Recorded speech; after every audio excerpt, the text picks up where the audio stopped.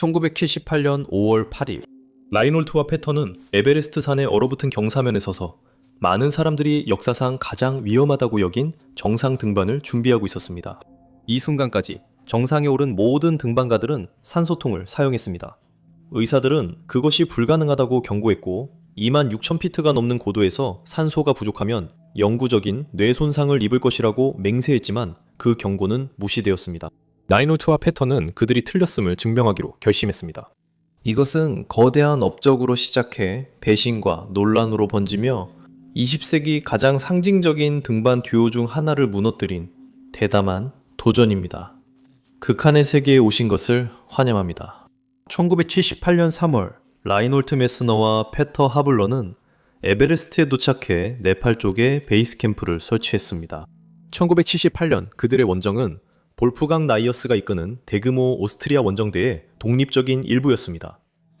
라이놀트와 페터가 에베레스트 산 기슭에 섰을 때 그들이 도전하려는 일이 얼마나 위험한지 알았기에 아마 약간은 떨었을지도 모릅니다.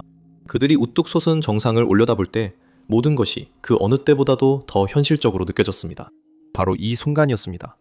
이때가 그들이 빛날 시간이었습니다. 두 사람은 비슷한 등반 스타일과 형제 같은 우정 때문에 무서운 쌍둥이라는 별명을 얻었습니다. 원정 이전 몇 년 동안 두 사람은 뗄래야 뗄 수 없는 사이가 되었습니다. 하지만 그들의 유대는 혈연이 아니라 얼음과 바위, 그리고 세계에서 가장 높은 봉우리들의 희박하고 가혹한 공기를 통해 만들어졌습니다. 모든 등반, 모든 고난, 그리고 숨막히는 정상의 순간을 함께한 두 영혼만이 이해할 수 있는 깊은 연결이었습니다. 이제 이들의 공통된 산사랑이 그들을 세계 최고봉으로 이끌었습니다. 하지만 에베레스트 정상에 오르기 위해서는 세 가지 자질이 필요합니다. 바로 실력, 경험, 그리고 용기입니다. 마침 라이놀트와 패턴은 이 세 가지를 모두 풍부하게 갖추고 있었습니다. 하지만 이번 원정은 그들이 함께했던 다른 등반들과는 달랐습니다. 사실 이번 등반은 지금까지 중에서 가장 위험했고 산악계에서 달성할 수 있다고 여겨졌던 한계를 뛰어넘는 도전이었습니다. 보시다시피 라이놀트와 패턴은 순수 알파인 스타일 등반을 신봉했기 때문에 가능한 한 셰르파의 도움을 제안했습니다. 셰르파들이 베이스 캠프 설치와 하부 캠프 보급을 도왔지만 라이놀트와 패턴은 상부 캠프부터 직접 장비를 메고 올라가 정상 등정도 둘이서만 시도했습니다. 그들의 등반 철학은 자급자족이었습니다. 이러한 미니멀리스트 접근 방식은 에베레스트에서 흔히 볼 수 있었던 대규모 공성전식 원정과는 완전히 달랐습니다.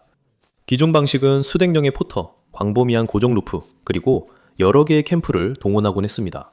하지만 그들의 원정에서 가장 두드러졌던 점은 아직 아무도 해내지 못했던 보조산소 없이 정상에 오르겠다는 계획이었습니다. 라이놀트는 이러한 독특한 방식을 고집했지만 그 진짜 이유는 단순한 자급자족을 넘어서 더 깊은 곳에 있었습니다. 그는 마스크 뒤에 숨지 않고 혹독하고 강렬한 고산의 환경을 직접 경험하고 싶었습니다.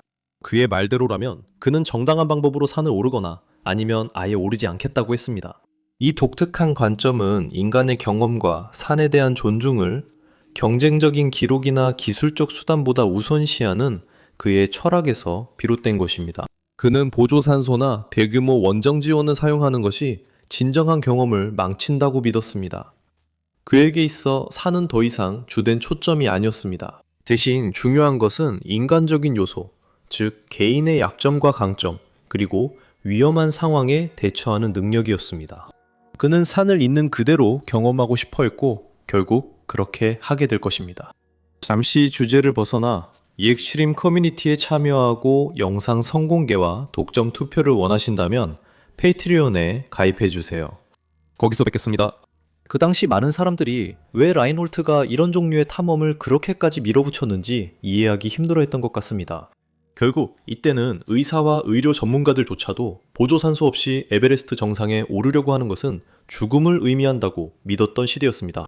즉 우리는 해발 29,000피트 이상의 산을 말하는 거잖아요. 1920년대까지 거슬러 올라가 보면 회의론자들은 산소 없이 에베레스트 정상에 오르는 것은 인간의 능력으로는 불가능하다고 주장했습니다. 이 생각은 1970년대까지 계속되었습니다. 당시 의사들은 등반가들에게 뇌 손상을 입고 집에 돌아와서 아내도 알아보지 못할 거라고 확신했습니다. 여러분은 어떨지 모르겠지만 만약 의사가 저한테 그렇게 말한다면 저도 분명히 좀 무서울 것 같습니다. 여러분은 의사의 지시를 거스를 수 있을 것 같나요? 그렇게 해도 안전하다고 느낄 수 있을까요? 라인홀트와 피터는 마음속으로 할 수 있음을 알고 있어 쉽게 결정했습니다. 그리고 1978년 그들은 세상이 틀렸다는 것을 증명할 기회를 얻었습니다. 하지만 그 기회에는 위험이 따랐습니다. 경험이 부족한 등반가도 산소통 없이 수천 피트까지 오를 수 있습니다. 일단 데스존이라고 불리는 고도에 도달하면 상황은 매우 위험해집니다. 데스존은 해발 8,000m, 즉 26,247피트 이상의 고도를 말합니다. 이러한 고도에서는 대기압과 산소 농도가 인간이 오랜 시간 생존하기에 충분하지 않습니다. 과학자들은 해수면에서 이용할 수 있는 산소의 약 3분의 1만이 있다고 주장하며 이 위험한 상황에 놓인 사람들은 그것을 빨대를 통해 숨쉬는 것에 비유합니다. 재미있게 들리진 않죠. 하지만 그건 문제의 시작일 뿐입니다. 서서히 뇌와 폐가 산소 부족에 시달리게 되고 결국 몸이 무너지기 시작합니다. 이로 인해 혼란, 잘못된 판단, 환각 같은 증상들이 나타나기 시작합니다. 이렇게 엄청난 고도에서는 몸이 낮은 산소 농도에 제대로 적응하지 못하고 산소 부족으로 인해 장기들이 기능을 잃기 시작합니다. 그래서 의사들이 라인홀트와 페터의 원정을 극도로 위험하다고 여긴 이유를 알 수 있습니다. 그들은 어떤 등반가가 자신을 죽일 수도 있는 여정에 나설지 생각하지 않을 수 없었습니다. 그런데 알고 보니 라인홀트와 페터는 그 시대의 다른 등반가들과는 달랐습니다. 그들은 개척자였고 모든 것을 걸 준비가 되어 있었습니다. 어릴 때부터 등반을 위해 태어난 것 같았습니다. 두 사람은 서로 모르는 사이로 이탈리아 북부와 오스트리아 서부의 알프스를 가로지르는 티롤 지역에서 50마일도 채 떨어지지 않은 곳에서 자랐습니다. 라인홀트는 티롤의 이탈리아 쪽에 위치한 작은 마을 빌로스에서 태어났습니다. 그의 아버지는 어릴 때부터 라인홀트에게 야외 활동과 등반을 소개해 주었고 5살 때 이미 집 근처에 있는 거의 10,000피트 높이의 사스리가이스 정상에 올랐습니다. 지금 돌아보면 라인홀트가 등반을 위해 태어난 것처럼 보이지만 어린 시절 마을을 둘러싼 바위투성이 언덕을 돌아다니때는 그저 놀이일 뿐이었습니다. 10대가 되자 라인홀트는 등반을 더 사랑하게 됐고 형제인 귄터와 종일 사라지기도 했습니다. 둘은 함께 약간의 피톤, 밧줄, 빵, 그리고 치즈 한 덩어리를 가볍게 챙겨 배낭에 넣었습니다. 이것만으로도 행복했습니다. 두 사람은 어린 시절 내내 집 주변 산을 오르며 시간을 보냈습니다. 라인홀트는 지금은 고전 알피니즘이라고 부르는 것에 영감을 받아 등반에 집착하게 되었고 그의 20대 대부분을 고향에서 겨울 등반, 새로운 루트 개척, 그리고 단독 등반을 하며 보냈습니다. 오스트리아 티롤 지역에서는 조금 더 나이가 많은 페터 하블러가 비슷한 길을 걸었습니다. 어린 나이에 아버지를 잃은 페터는 큰 슬픔에 잠겼고 할아버지에게 의지하게 되었습니다. 할아버지는 그가 집 주변의 산을 탐험하도록 격려해 주었습니다. 나이가 들면서 이러한 어린 시절의 경험들로부터 부인할 수 없는 열정이 생겨났습니다. 1960년대 중반, 페터는 몽블랑 이탈리아 쪽에 있는 가파르고 위험한 화강암 벽인 프레네 중앙기둥을 성공적으로 등반했습니다. 그가 등반한 루트는 당시 알프스에서 가장 어려운 코스 중 하나로 널리 여겨졌으며 그는 이 루트를 완등한 두 번째 인물이 되었습니다. 라인홀트와 페터는 같은 지역에서 자라고 알피니즘에 대한 사랑도 공유했지만 두 사람은 1965년이 되어서야 비로소 만났습니다. 이해 두 사람의 공통된 친구가 북부 이탈리아 돌로미테 산맥의 타파나필라 겨울 등반에 두 등반가를 모두 초대했습니다. 돌이켜보면 페터는 라인홀트가 자신과 얼마나 비슷해 보였는지 기억합니다. 하지만 국경의 반대편에 살았기 때문에 그들은 등반 외에는 거의 교류하지 않았습니다.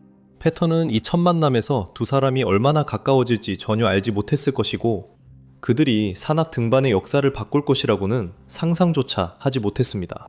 그 후 몇 년 동안 그들은 힘을 합쳤고 그들의 관계는 지인에서 절친한 친구로 변했습니다.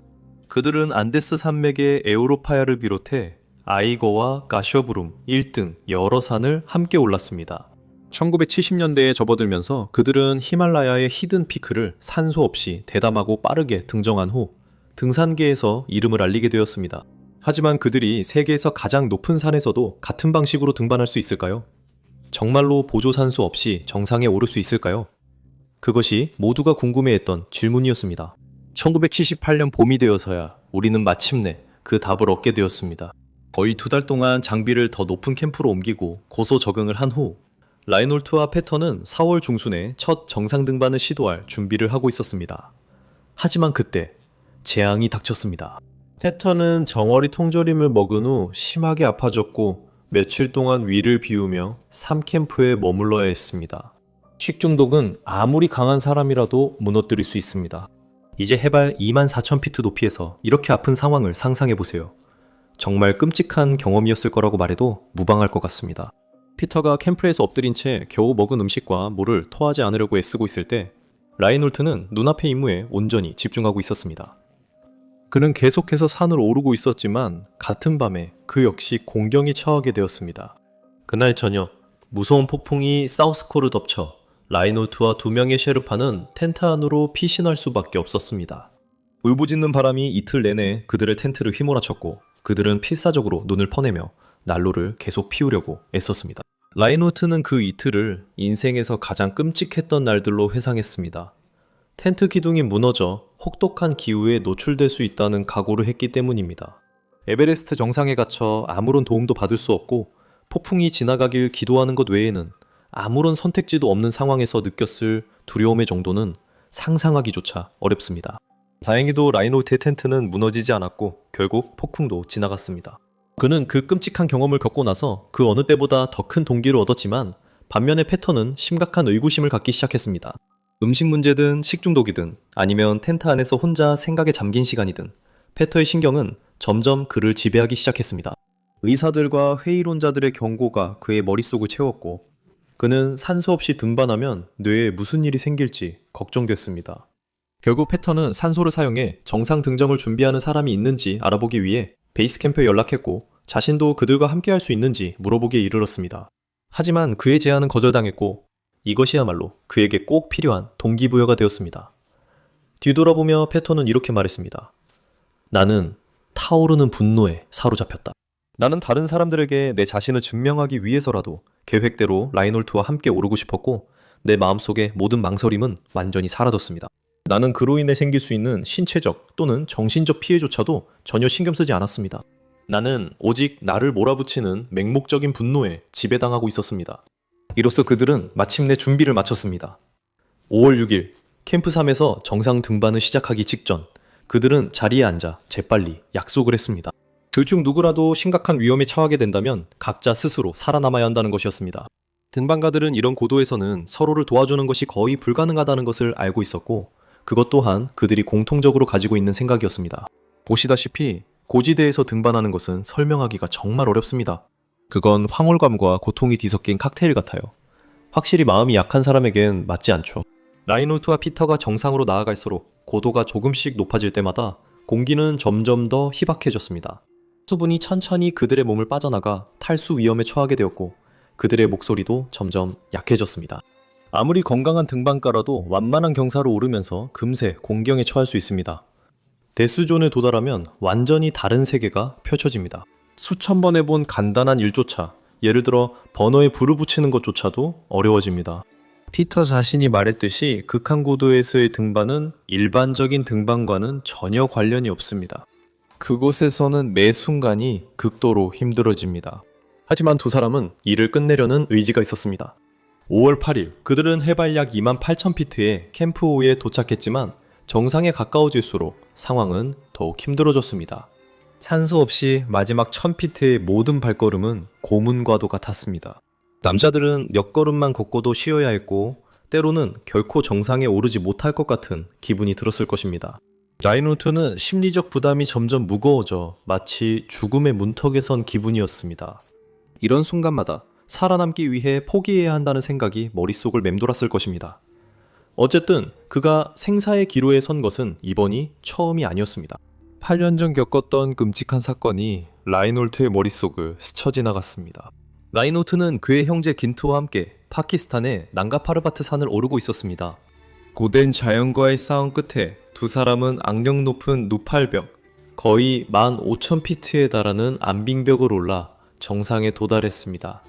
정상에서 히말라야의 파노라마 전망을 감상한 후 그들은 하산을 시작했고 바로 이때 심각한 문제가 발생했습니다.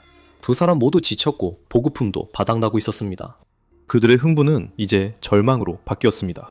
기온은 빠르게 떨어졌고 그들은 세계에서 가장 험한 산 중 하나에 홀로 남았습니다. 하지만 난가파르밧은 등반가들에게 자비를 베풀지 않았고 그들은 여러 가지 힘든 결정을 내려야 했습니다. 그들은 바위 밑에 몸을 숨길 수밖에 없었고 정상에서 멀지 않은 곳에서 서로 꼭 붙어 밤을 지새웠습니다. 아침에 일어나 형제들은 그런 밤을 한 번 더 보내면 목숨을 잃을 수도 있다는 것을 알았습니다. 라인호트는 앞으로 나아가 물을 찾을지 형제를 남겨둘지 고민하며 힘든 결정을 해야 했습니다. 그는 동생을 뒤에 두고 올 수 있었을까요? 마지막일지도 모른다는 걸 알면서도요, 그 위험을 감수할 만했을까요? 당신 생각은 어떠신가요? 당신이라면 그런 위험한 상황에서 형제나 자매를 뒤에 남겨둘 수 있겠습니까? 결국 라인호트는 걱정을 떨쳐내고 그것이 최선이라고 결정했습니다. 하지만 이것이 라인호트가 군터를 본 마지막이었습니다. 다음날 라인호트는 자신이 막 일어난 눈사태 위에 서 있는 것을 발견했고 곧 그의 형제가 두꺼운 흰 눈 아래에 묻혀 있을 것이라는 사실을 깨달았습니다. 눈에 눈물을 머금은 채 그는 형제를 부르며 소리쳤고 손으로 눈을 파헤쳤습니다. 하지만 소용이 없었습니다. 그는 눈 아래 깊이 묻혀 있었습니다. 얼마나 가슴이 아팠을지 상상만 할 수 있습니다. 그가 목숨을 구하기 위해 보여준 용기는 오히려 역효과를 냈고 이제 그는 위험한 등반의 결과와 마주해야 했습니다. 그는 왜 그런 선택을 했을까? 그냥 남아있었다면 그의 형제가 살았을까? 왜 계속 나아갔을까? 이런 경험은 우리의 마음에 영원한 영향을 남길 수 있지만 그의 악몽은 아직 끝나지 않았습니다.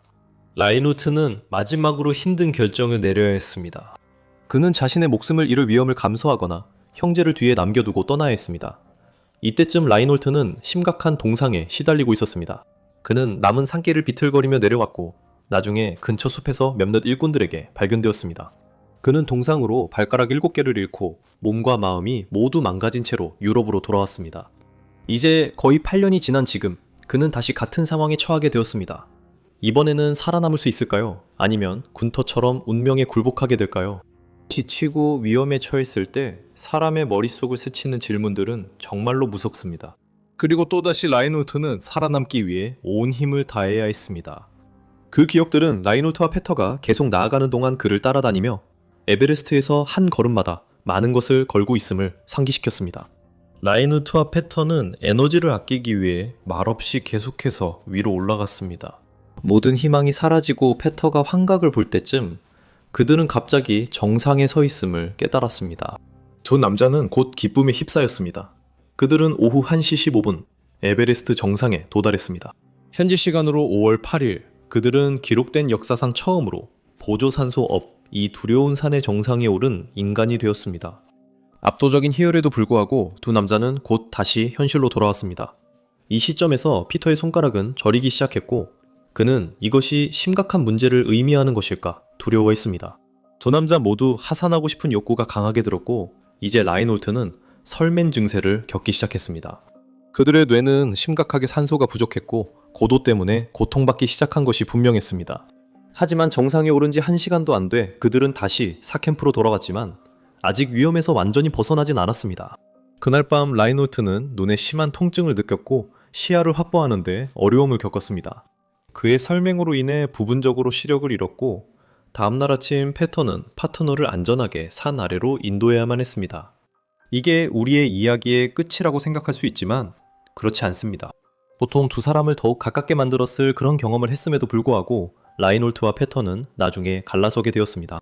그들은 알지 못했지만 그들을 베이스 캠프로 이끌었던 그 밧줄이 그들이 함께한 마지막 밧줄이 될 줄은 몰랐습니다. 라인홀트와 페터가 사회로 돌아왔을 때 그들은 각자의 나라에서 영웅처럼 환영받았습니다. 하지만 회의론자들은 거의 즉시 그들의 주장을 반박하기 시작했고 라인홀트는 이런 소문에 대해 텐징 노르가이와 같은 유명한 등반가들을 비난했습니다. 악명 높은 두 사람은 방어에 있어 한마음 한뜻이었지만 시간이 지나면서 그들의 관계는 극적으로 악화되었습니다. 그들이 집에 돌아오자마자 처음으로 관계에 균열이 생기기 시작했습니다. 두 사람 모두 성공을 축하했지만 원정에 대한 각자의 이야기, 특히 자신들의 역할과 기여에 관한 부분에서 점차 의견이 엇갈리기 시작했습니다. 라인호트는 강한 성격과 꼼꼼한 기록으로 유명했는데 그는 자신의 리더십과 전략적 계획을 강조하는 이야기를 내세웠습니다. 하지만 이로 인해 페터는 자신의 기여가 때때로 과소평가된다고 느껴 불쾌했습니다. 미묘하지만 중요한 차이가 두 사람의 공개 발언에서 드러나 우정에 금이 가기 시작했습니다. 페터는 그들의 대담한 모험에 대해 에베레스트, 불가능한 승리라는 책을 가장 먼저 출간했습니다. 그 책에서 그는 라인호트에게 일침을 가하는 듯한 글을 남겼습니다. 이 글들을 통해 독자가 그가 리더였고 나는 단순한 동승자였다는 인상을 받을 수도 있지만 대중의 박수갈채는 나에게 그리 중요하지 않습니다. 하지만 라인홀트는 그들의 인정을 필요로 합니다. 그는 텔레비전에 출연하는 것을 좋아합니다. 그는 신문 인터뷰가 필요합니다. 그는 주목받는 것을 좋아합니다. 저는 영웅 행세를 좋아하지 않습니다. 이 일로 라인홀트는 분노했습니다. 형제처럼 여긴 사람이 어떻게 공개적으로 그렇게 말할 수 있었을까요? 함께한 모든 일에도 불구하고 이것이 그들의 관계가 끝나기 시작한 순간이었습니다. 피터의 책 외로운 승리, 에베레스트 78의 미국판 역시 라인홀트를 크게 자극했습니다. 그는 피터가 혼자 에베레스트를 정복한 것처럼 암시한다고 생각했습니다. 그들의 의견 충돌은 계속해서 심해졌고 피터는 공개적으로 자신의 전 등반 파트너를 비난했습니다. 그는 인터뷰에서 내가 두각을 나타내지 않는 한 우리 사이에 문제 없었다고 말했습니다. 제 생각에 라인홀트는 1등 만원하고 옆에 아무도 있길 바라지 않는 것 같습니다.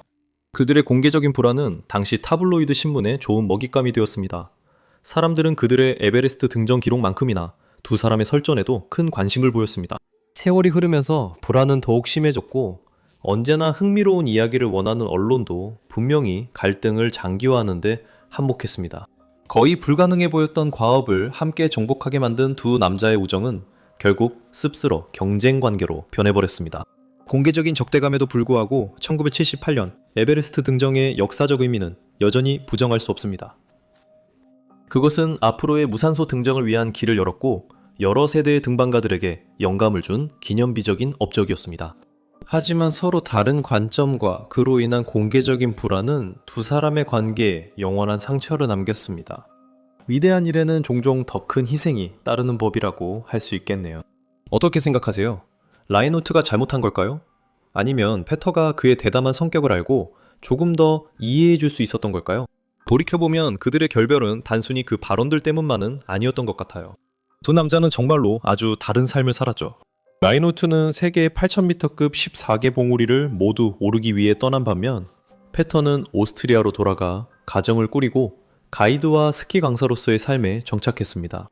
해터는 아내와 아이가 있었지만 라인홀트는 최근에 이혼했고 좀 더 자유로운 영혼이었습니다. 가끔씩 화해를 시도하거나 그들의 공통된 역사를 공개적으로 인정하는 일이 있었지만 그들의 우정이 완전히 그리고 영구적으로 회복된 적은 결코 없었습니다. 이런 이야기는 우리의 가장 위대한 업적조차도 자존심과 관점에 의해 시험받을 수 있다는 것을 일깨워줍니다. 우정도 산처럼 인내와 노력이 필요합니다. 그리고 때로는 정상에 도달해서 얻는 것보다 산을 내려오며 우리가 가지고 오는 것이 더 중요할 때도 있습니다. 시청해주셔서 감사합니다. 다음 영상에서 뵙겠습니다. 당당하게, 용기 있게 살아가세요.